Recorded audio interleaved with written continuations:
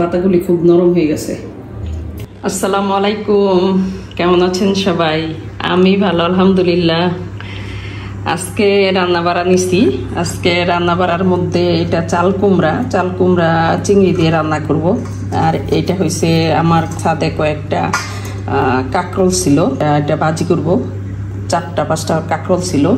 আর এইটা ডাটা কাঁঠাল বিচি শুটকি দিয়ে রান্না করব। এটা ডাটা শাক, এটা আমি সিদ্ধ করে এটা ভর্তা করব। এখানে শুটকি, পেঁয়াজ, রসুন আর চিংড়ি এগুলি সব রেডি করে নিছি। সবচেয়ে মজার কথা হয়েছে যে আজকে 4টা আইটেমই আমার ছাদ বাগানের, একদম ফ্রেশ। কাঁঠাল বিচি শুটকি দিয়ে ডাটা রান্না করব। রসুন, পেঁয়াজ, লবণ, হলুদ, মরিচ পরিমাণ একটু বেশি, একটু ধনিয়া, অল্প পানি। মশলাটা এখন কষাই নিব। এখন আমি ডাটা আর কাঁঠাল বিচিটা একসাথে দিয়ে দিলাম। এটা আমার ছাদ বাগানের ডাটা, তো মশলা অনেক কিছু হয়েছে এখানে। তো কাঁঠাল বিচি দিয়ে শুটকি দিয়ে এটা অনেক মজা হয়।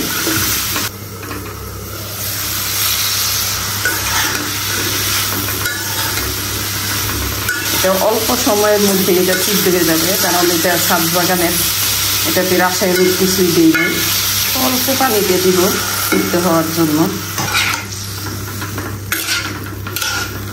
আজকে সবই সবজি রান্না, কারণ মানে মাংস খাওয়া হয়েছে আর ছাদ বাগানের সবজি জমা হয়ে গেছে, তো এই জন্য মানে সব আইটেম আজকে শুধু সবজি। আমি আরেক চুলায় এটা চাল কুমড়া বসাই দিচ্ছি।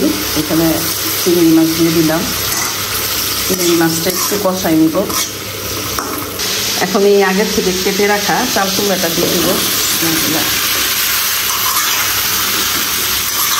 চিংড়ি মাছ দিয়ে চাল কুমড়া অনেক মজা, ইলিশ মাছ দিয়েও মজা। চাল কুমড়াটা কষানো হয়ে গেছে, অল্প জলের জন্য পানি দিয়ে দিব। চাল কুমড়া, মিষ্টি কুমড়া এগুলি বেশি পানি দিলে ভালো লাগে না, কারণ এগুলি এক একটা পিসের ভিতরে মনে হয় যেন পানি পানি।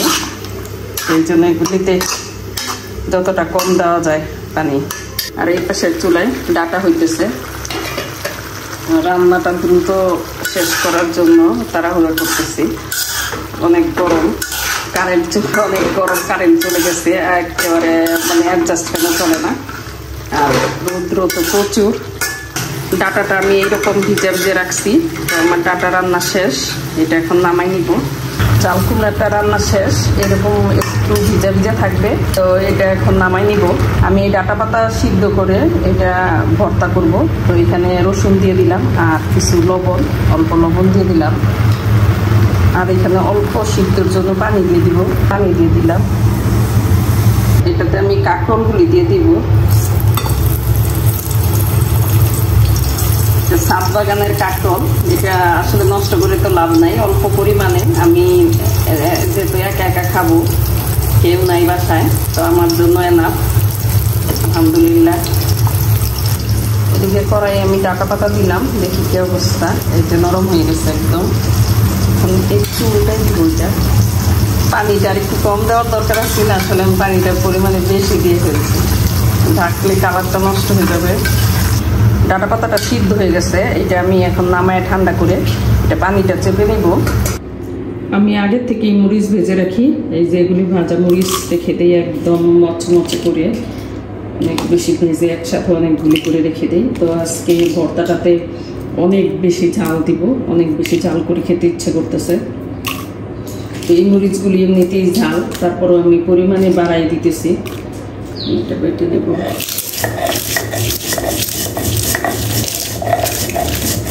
এই ডাটা পাতাগুলি যেটা সিদ্ধ করে রাখছি, এখন এটা বেটে নেব।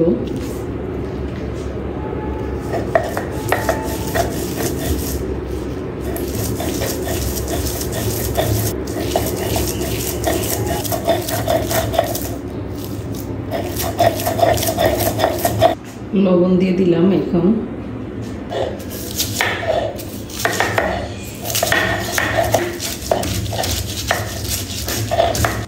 ভর্তাটা হয়ে গেছে, খুবই মজা হয়েছে। তো এই তো লবণ লবণ দেখলাম। ছাদ বাগানের ডাটা একদম পাতাগুলি খুব নরম হয়ে গেছে। আজকে রান্না করা শেষ।